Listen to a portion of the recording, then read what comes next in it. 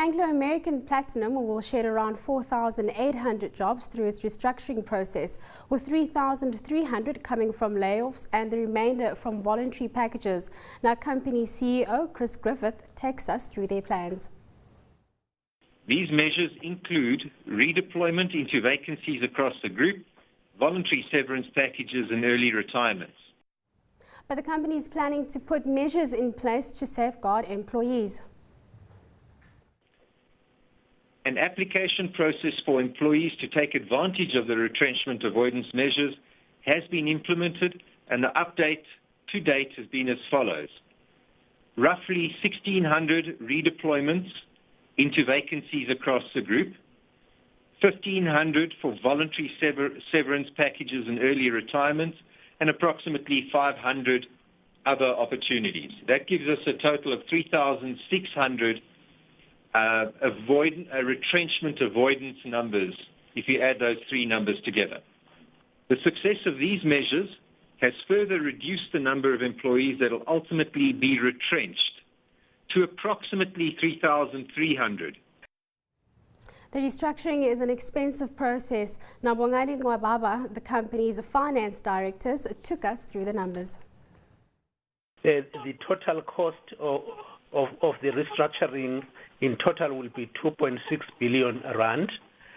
However, not all of this will be spent this year, possibly a maximum of 2 this year. Job cuts is a sensitive issue in South Africa, where the unemployment rate is over 25%.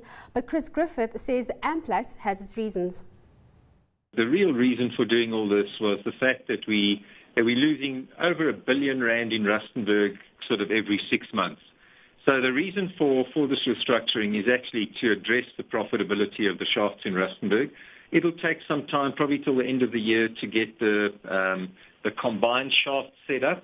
And then through the course of next year, we hope to start seeing the benefits of the restructured operations coming through. I think it'll still take some time for the shafts to become really efficient, so that the company still can do what's necessary to make the company profitable. Because I think what we've not been talking about and what hasn't really been reported in the media is how important this is that we turn this company to profitability, so that we can protect more than 40,000 jobs.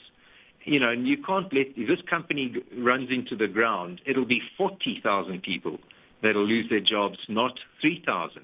We reported at the half year that our debt level had increased from 10.5 billion to over 13 billion. So the debt had increased almost 2.5 billion rand in the first 6 months of this year. I think that just confirms the fact that this is not an industry. We're not playing games. This is an industry in real trouble. It's not just Anglo American Platinum that's been reporting. Half of the platinum industry has reported that there are mines. About half of this industry is making a loss. Clearly, you can't continue like that forever. We'll never be able to invest in the future. And eventually this company will lose 40,000 people.